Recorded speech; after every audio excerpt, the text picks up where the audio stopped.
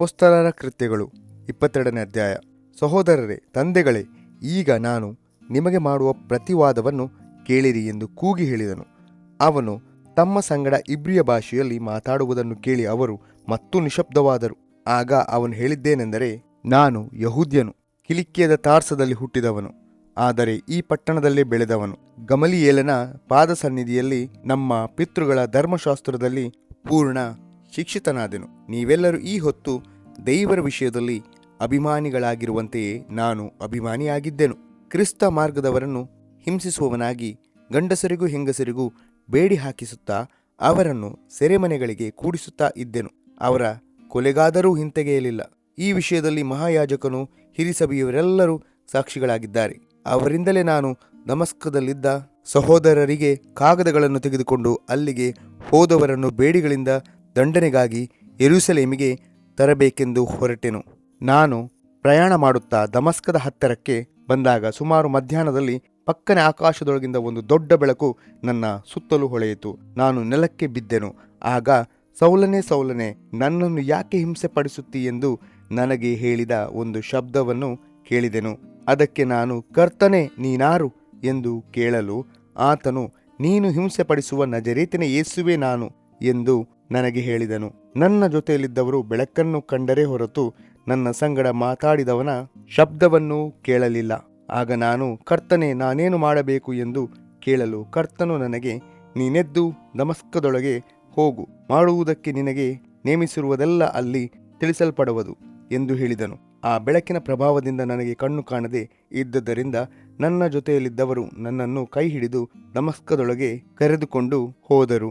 ಅಲ್ಲಿ ಧರ್ಮಶಾಸ್ತ್ರಕ್ಕೆ ಸರಿಯಾಗಿ ನಡೆಯುವ ಸದ್ಭಕ್ತನು, ಆ ಸ್ಥಳದ ಯಹೂದ್ಯರೆಲ್ಲರಿಂದ ಒಳ್ಳೆಯವನೆಂದು ಹೆಸರು ಹೊಂದಿದವನು ಆಗಿದ್ದ ಅನನೀಯನೆಂಬವನು ನನ್ನ ಬಳಿಗೆ ಬಂದು ನಿಂತು, ಸಹೋದರನಾದ ಸೌಲನೇ, ನಿನಗೆ ಕಣ್ಣು ಕಾಣಿಸಲಿ ಎಂದು ಹೇಳಿದನು. ಹೇಳಿದಾಕ್ಷಣವೇ ನನಗೆ ಕಣ್ಣು ಕಾಣಿಸಿತು. ನಾನು ಅವನನ್ನು ನೋಡಿದೆನು.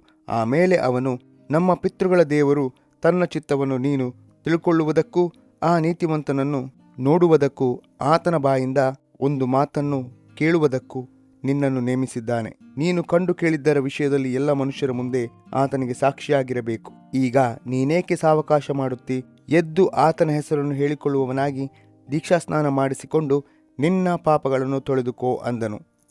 ಅನಂತರದಲ್ಲಿ ನಾನು ಯೆರೂಸಲೇಮಿಗೆ ಹಿಂತಿರುಗಿ ಬಂದು ದೇವಾಲಯದೊಳಗೆ ಪ್ರಾರ್ಥನೆ ಮಾಡುತ್ತಿದ್ದಾಗ ಧ್ಯಾನ ಪರವಶನಾಗಿ ಯೇಸುವನ್ನು ಕಂಡೆನು. ಆತನು, ನೀನು ತ್ವರೆಪಟ್ಟು ಬೇಗನೆ ಯೆರೂಸಲೇಮಿನಿಂದ ಹೊರಟು ಹೋಗು, ನನ್ನ ವಿಷಯದಲ್ಲಿ ನೀನು ಹೇಳುವ ಸಾಕ್ಷಿಯನ್ನು ಅವರು ಅಂಗೀಕರಿಸುವುದಿಲ್ಲ ಅಂದನು. ಅದಕ್ಕೆ ನಾನು, ಕರ್ತನೇ, ಎಲ್ಲ ಸಭಾಮಂದಿರಗಳಲ್ಲಿ ನಿನ್ನ ಮೇಲೆ ನಂಬಿಕೆ ಇಟ್ಟವರನ್ನು ನಾನು ಸೆರೆಮನೆಯಲ್ಲಿ ಹಾಕಿಸುತ್ತಾ ಹೊಡಿಸುತ್ತಾ ಇದ್ದೇನೆಂಬುದನ್ನು ಅವರೇ ತಿಳಿದಿದ್ದಾರೆ.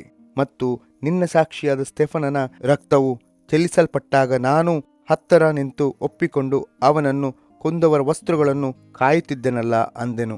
ಆತನು, ನೀನು ಹೋಗು, ನಾನು ನಿನ್ನನ್ನು ದೂರಕ್ಕೆ ಅನ್ಯಜನರ ಬಳಿಗೆ ಕಳುಹಿಸುತ್ತೇನೆಂದು ಹೇಳಿದನು. ಈ ಮಾತಿನ ತನಕ ಅವರು ಕೇಳುತ್ತಿದ್ದರು. ಆಮೇಲೆ, ಇಂಥವನನ್ನು ಭೂಮಿಯಿಂದ ತೆಗೆದು ಹಾಕಿಬಿಡು, ಇವನು ಬದುಕುವುದು ಯುಕ್ತವಲ್ಲವೆಂದು ಕೂಗಿ ಹೇಳಿದರು. ಅವರು ಕೂಗುತ್ತಾ ತಮ್ಮ ವಸ್ತ್ರಗಳನ್ನು ಕಿತ್ತು ಹಾಕುತ್ತಾ ಧೂಳನ್ನು ತೂರುತ್ತಾ ಇರಲಾಗಿ, ಯಾವ ಕಾರಣದಿಂದ ಹೀಗೆ ಅವನಿಗೆ ವಿರುದ್ಧವಾಗಿ ಕೂಗಾಡುತ್ತಾರೆಂಬುದನ್ನು ಸಹಸ್ರಾಧಿಪತಿಯು ತಿಳುಕೊಳ್ಳುವುದಕ್ಕಾಗಿ ಅವನನ್ನು ಕೋಟೆಯೊಳಗೆ ತಂದು ಕೊರಡೆಗಳಿಂದ ಹೊಡೆದು ವಿಚಾರಿಸಬೇಕೆಂದು ಆಜ್ಞಾಪಿಸಿದನು.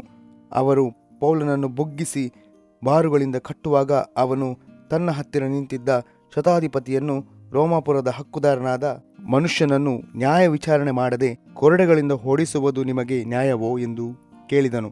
ಶತಾಧಿಪತಿಯು ಆ ಮಾತನ್ನು ಕೇಳಿ ಸಹಸ್ರಾಧಿಪತಿಯ ಬಳಿಗೆ ಹೋಗಿ, ನೀನು ಏನು ಮಾಡಬೇಕೆಂದಿದ್ದಿ?